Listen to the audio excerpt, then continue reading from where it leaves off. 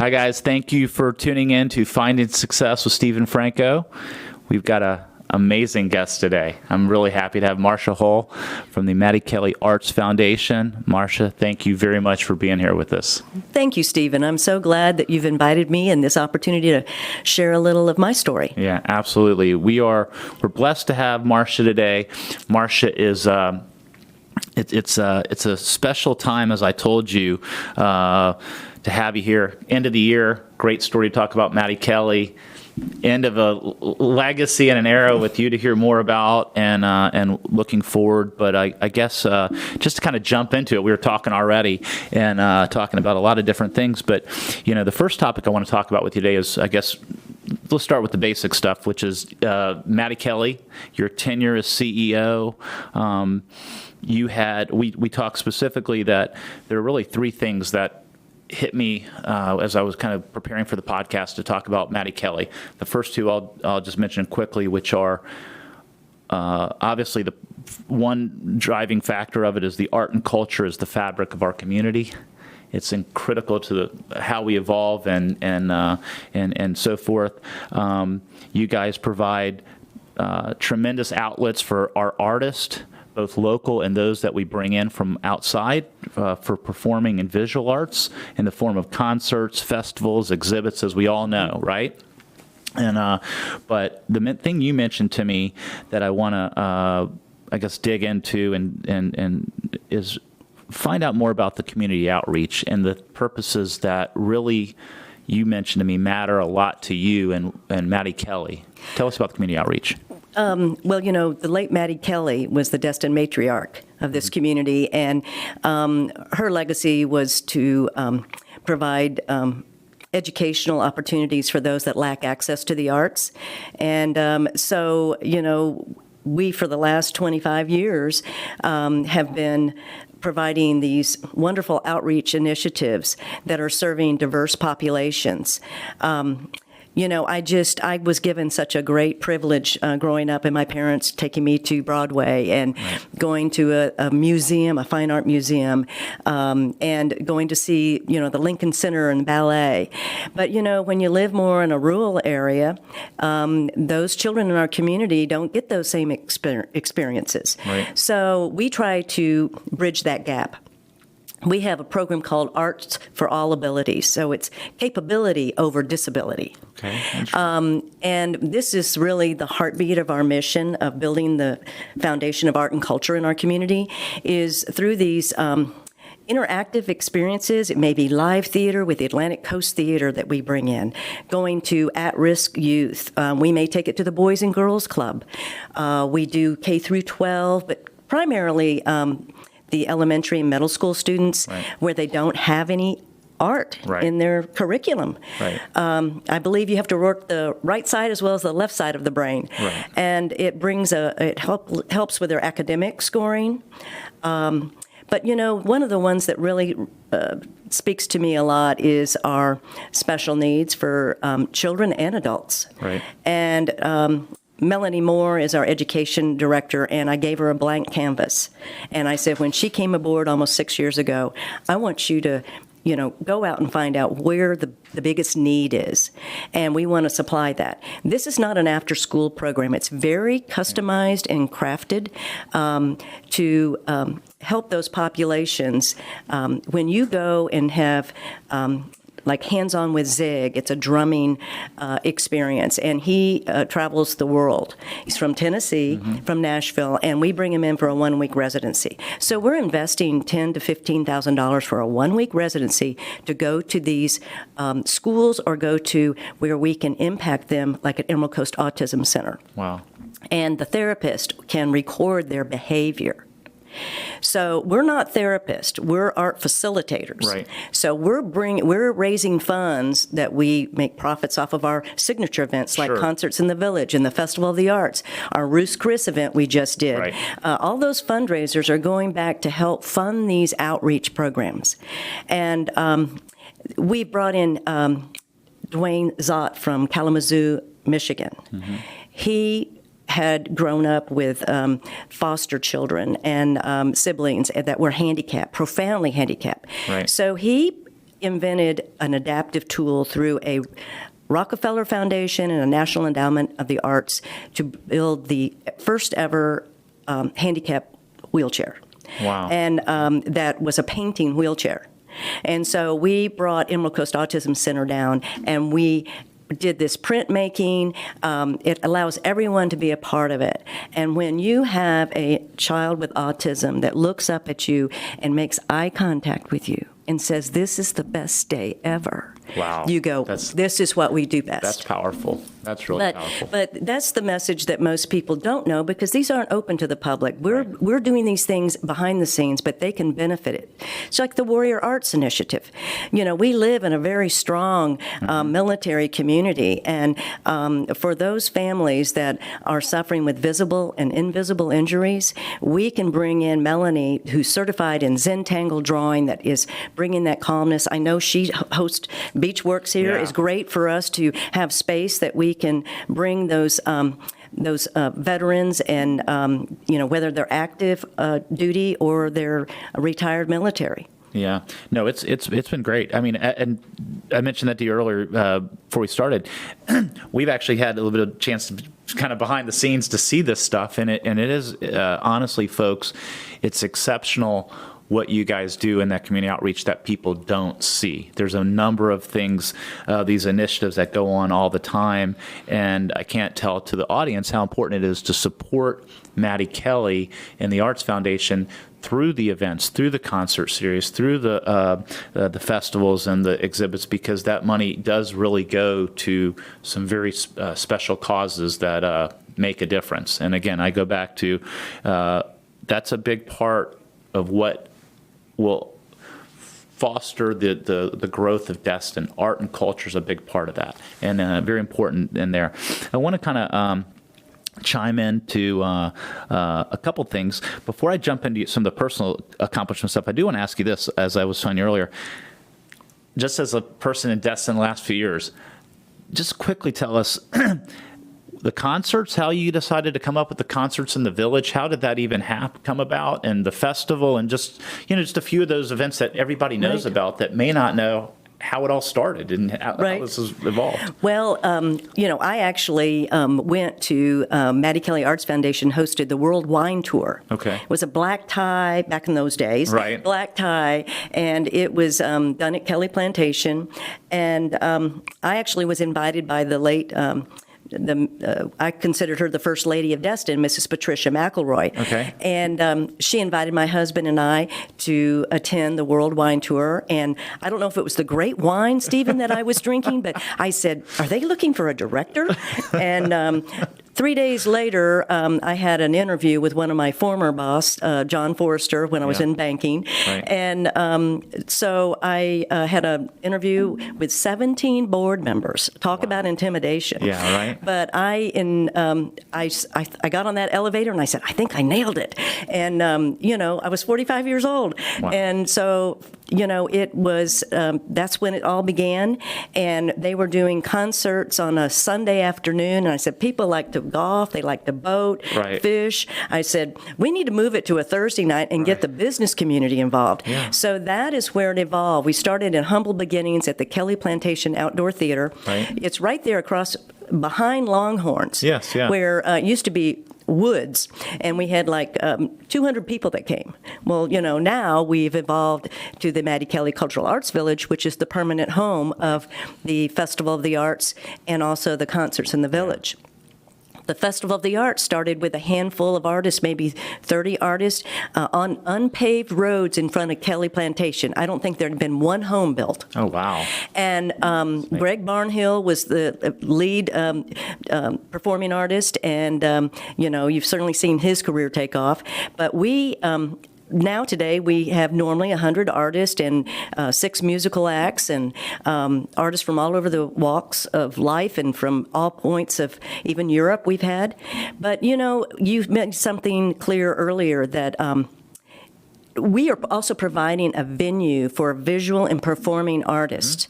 And, especially in this time and this year, they were so grateful. This year, we went down to only 65 artists so we could practice social distancing. Right. But when you have almost 7 acres of outdoor space, we've been very fortunate and blessed to be able to host other events. Sure. Throughout the community. That's amazing. Yeah, and as far as the concert village over there, again, I have a little personal tie back to that. When I did Destin Ford a few years ago, our project with Shane was to do that mural for over there on the side of the building over there. So it's all kind of fun little ties back to some of the stuff I've been able to enjoy part of this experience a little bit myself. Moving kind of to some personal stuff to you that's important to you. Other proud life accomplishments. I in doing a little research, know that you are very active in the Rotary Club and also have been involved in the mentoring with the Walton County Chamber, Emerald Coast Mentoring. And lastly, I know you do a lot of work with the Florida Public Relations Association. Tell us about some of those other aspects that people may know a little bit, but may not know that much about what you do. Well, that's the wonderful thing about my employer, Mattie Kellly Arts Foundation. I'm governed by an all-volunteer board, and they support me in being a member of the Rotary Club of Destin, which is service above self. I love it's in alignment with my Christian values and my professionalism and the humanitarian effort. I've been very blessed and fortunate, and I love to be able to give back, and that's really, I think, important for us as we get more as we elevate in our careers, that we need to be giving back. Right. And we need to set that example for the generations to come.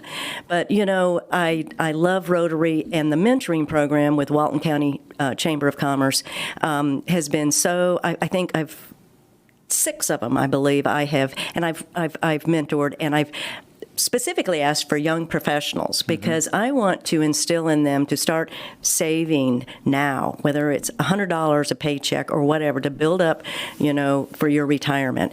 I want to have them see them blossom. And so I've been very fortunate to have wonderful mentees, and we need to share our knowledge. And I know that there have been mentors along my way. A lot of the people that, besides my mom and dad. Right. But I've got too many people in this community and in my career that have, groomed me to where I am. And I feel that God has put these people in my path for a purpose. Right. Absolutely. No, I think, the mentoring aspect is very near and dear to me. One, community involvement. Everywhere in my world, in my business world, of whether it's my real estate investment company, Beachworks, and other ventures, we're involved in a lot of different businesses. Ties into the community are very important. Those ties back and contributing back as a good citizen, a good Samaritan in the community is very important to me. The mentoring stuff is also close to home in terms of Beachworks and what we want to do here. So let me offer out to you here and to Walton County and others, if we can help in that process at Beachworks, the flexible, affordable aspect of this place is one part, but mentoring and networking is another part. And I absolutely believe there are people, same for me, that help groom me up, and I've tried to pay it forward. And I think the opportunity for people to come in, and when they come in here, they can get mentoring at a whole nother level that they may not be able to find outside here at these walls at a very nominal cost in doing so. And that's about helping people. Right. And we had mentioned also, too, I'll throw a shout out here while we're talking to our friend Nathan Sparks and Startup Okaloosa and the EDC as well, because that's a new program this year as well that's been geared towards really developing entrepreneurs and mentoring those people as well. So, no, great cause. Thank you for doing that stuff and helping people in that way. Your legacy. All right, you're about to retire. 25th anniversary of Mattie Kelley. 22 years is your tenure there, right? It's coming to a head at the end of this year. Reflection, I guess, would be the first question to you as you reflect back. first reflection, and then maybe the future for the organization and how you see it. Well, the first thing I think about are the people. Yeah. There's so many people. I've had the opportunity and privilege to be the voice for Mattie Kellly Arts Foundation, but it takes a village, as we know. Yeah. So, it is a true collaboration. You have just a staff of 3, but a 25 all volunteer board of directors, and it is just. I just think 168 community leaders that I've been able to serve alongside of. I think that was when I first realized in my first 6 months that I needed to call and pick up that phone and call that board member for their wisdom, their expertise in their field. So I've learned through so many people along the way, but we've done this together. There was early visionaries that saw what we needed to do for the arts in this community. And I remember 9/11, we didn't know if we should still have this concert we were going to have, but, we went ahead. It was a week afterwards, but we needed it as a community because it was a part of healing and therapy, and that's what music and art can do. I've just loved the entire experience. I get up every day thinking, I want to rejoice and be glad in this day. And, who can I call and who can I raise money from? So, whoever my successor is, they have to be passionate about the cause. Right. That's why I say, find what you want to do. If you are not happy in what you're doing, get involved with a nonprofit or find something you're passionate about. Don't let the paycheck is what drives you. Absolutely. And you'll be healthier. You'll have more doors open for you. Opportunities are out there for everybody. You just have to get in the game. Right. But I just it's bittersweet. But I'm ready. Right. I'm ready because I think the next generation, I'm ready to pass the baton and let that next generation take it and to the next vision, which would be to, we've got land free and clear that Mattie Kelley left us here in Destin, prime commercial space. Sure. And I'd like to see that second phase, which is an indoor multi-purpose building. We have a lot of art, culture, organizations and dance groups and so forth that are all looking for performance space. And we need cultural infrastructure here along the coast. Yeah, I've been to Tallahassee talking to the Division of Cultural Affairs and so forth. And, this part of Northwest Florida really lacks in that cultural infrastructure. So we're talking state of the arts. That's what I'd like to see. And that's going to be the challenge that I'm going to give to my successor. Okay. And the board. Absolutely. No. And again. And the community. And the community. I mean, we've talked a little bit about that subject over the last couple of years, and I absolutely agree with you. I mean, I think that is the evolution of where I know in the long-range plan that you have already, and even in my own opinion, I think it's. Man, I hope we can figure out how to pull that together, and I know we will. We will. Because with our residents that are here, the retirees, especially military, they've traveled the world. Sure. They're cultural savvy. Sure. We need to provide that next level of entertainment, and we need to start bringing those notables in, Absolutely. like some of our art organizations are starting to do. And I think that it does something for us at a local level, obviously for the people that live here, but I think it also broadens the sophistication of Destin long-term to the tourists and all the people that come here from all over the country and candidly all over the world.